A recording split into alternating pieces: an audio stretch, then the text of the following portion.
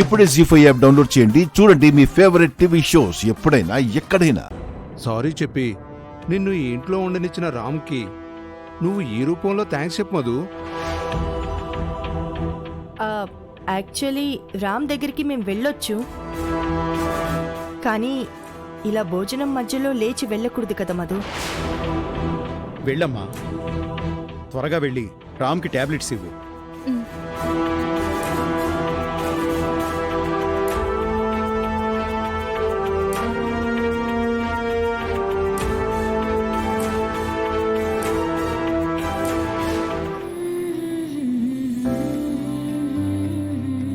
మామా, ఇది తాగు. ఏంటిది? బ్లాక్ కాఫీనా? కాదు, కషాయం. కషాయమా? అవును, ఇది తాగితే తెల్లారేసరికి నీ జ్వరం మొత్తం ఇట్టే ఎగిరిపోతుంది. తాగు మామా.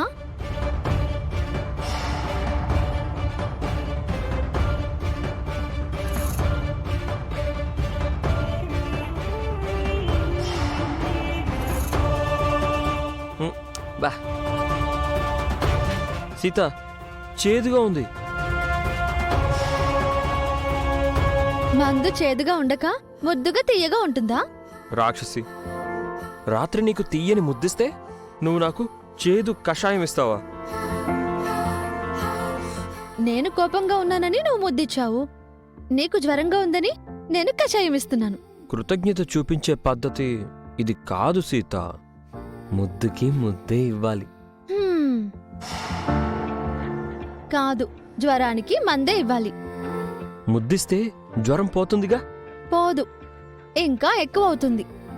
ఒకసారి ముద్దిచ్చి చూడు, జ్వరం తగ్గకపోతే అప్పుడు కషాయం తాగుతాను. ఆ పప్పులేం నా దగ్గర ఉడకవు. ముందు కషాయం తాగు. నేను తాగలేను సీత. చిన్నపిల్లాడిలా మారం చేయకు మామా, తాగు.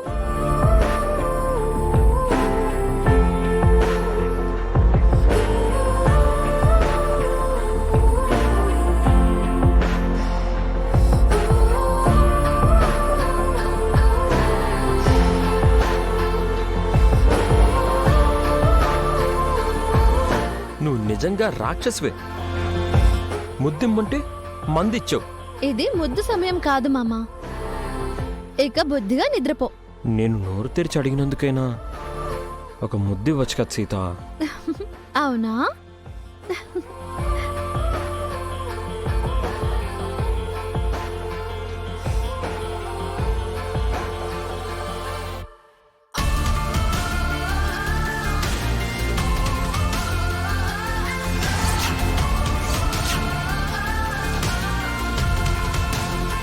చాలా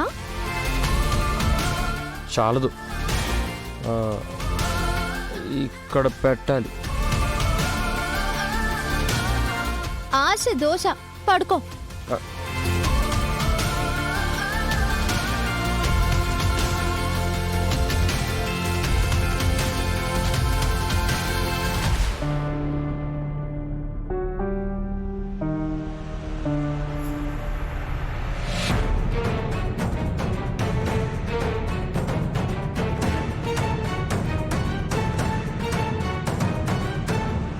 నువ్విక్కడేం చేస్తున్నావు అక్క?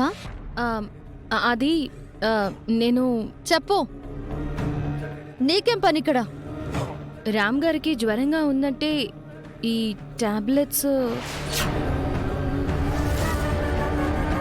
నా భర్తకి జ్వరంగా ఉంటే నువ్వు టాబ్లెట్స్ తీసుకురావడం ఏంటి? ఏ, రామ్ గారి గురించి నేను ఆ మాత్రం కూడా ఆలోచించకూడదా? జ్వరంతో బాధపడుతున్న తనకి టాబ్లెట్ ఇవ్వకూడదా?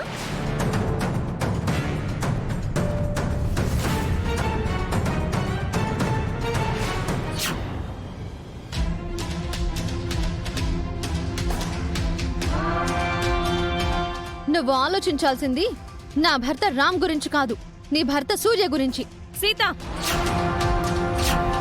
ఏంటి అరుస్తున్నావు? నేను నీకంటే గట్టిగా అరవగలను. సాటి మనిషికి సహాయం చేయడం కూడా తప్పేనా? పరాయి మగాడికి సాయం చేయాలంటే అక్కడ తల్లి, తండ్రి, అక్క, చెల్లెలు, అన్న, తమ్ముడు ఎవ్వరూ పట్టించుకోకపోతే మానవత్వంతో అప్పుడు మనం కల్పించుకోవాలి. అంతేకాని నాలా భర్తను అనుక్షణం పట్టించుకునే భార్య ఉండగా నీళ్ళ మూడో మనిషి ఇందులో దూరకూడదు. అర్థమైందా? అంత అర్థం కాకుండా నేనేమీ లేను. మహాలక్ష్మి గారు చెప్పారని వచ్చాను. చెప్పడానికి ఆవిడెవరు, చెయ్యడానికి నువ్వెవరు? నన్ను ఆవిడ్ని అనే హక్కు నీకు లేదు సీత. ఆవిడ రామ్ గారికి పిన్ని. నీకంటే ముందు నుంచి రామ్ గారి బాగోగులు పట్టించుకుంది. నేను ఇంట్లో నుంచి వెళ్ళిపోతుంటే రామ్ గారే మళ్ళీ నన్ను ఆపారు. నాకు సారీ కూడా చెప్పారు. ఆ విషయం మర్చిపోయావా? అది మా ఆయన సంస్కారం. అదే సంస్కారంతో నేను రామ్ గారికి టాబ్లెట్ ఇవ్వాలని అనుకున్నాను. ఇందాక మహాలక్ష్మి గారు చెప్తే వచ్చాను అన్నావు. నువ్వు ఆవిడ గారి మాటలు వింటూ తప్పుడు దారిలో నడవడానికి సిద్ధమయ్యావని అర్థమవుతుంది. అది నీకు మంచిది కాదు. నా మంచి చెడుల గురించి నీకెందుకు? నీ పని నువ్వు చూసుకో. అదే నేను చెప్పదలుచుకున్నాను. నేను ఈ ఇంట్లో చేసే పోరాటం నా హక్కుల కోసం. నీతో నా భర్త గురించి పోరాటం మొదలు పెడితే అది తేల్చుకోవడానికి నేను ఎంత దూరమైనా వెళ్తాను. నా సంగతి నీకు బాగా తెలుసు. ఏం చేస్తావే? ఏం చేస్తావ్? నా బంగారు పుట్టలో వేలు పెడితే కుట్టనా అనడానికి నేను చీమని కాదు, సీతను. సీతను సీతను నా కాపురంలో చిచ్చు పెడితే చీరేస్తాను. చీరేస్తాను. తప్పుకో, తప్పుకో, తప్పుకో.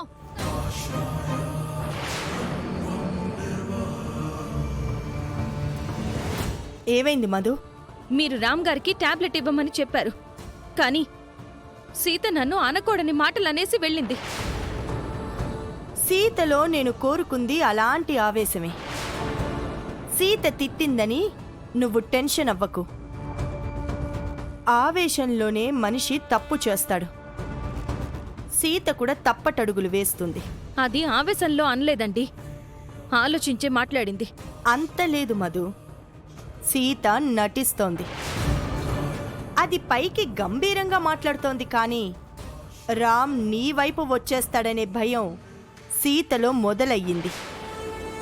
సీత సంగతి తర్వాత చూద్దాం. ముందు రామ్ని చూద్దాం, పద. ఉమ్.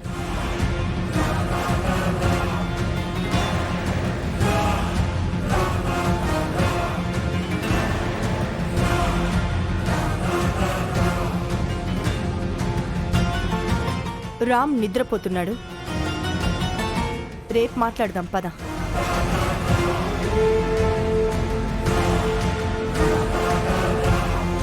పద.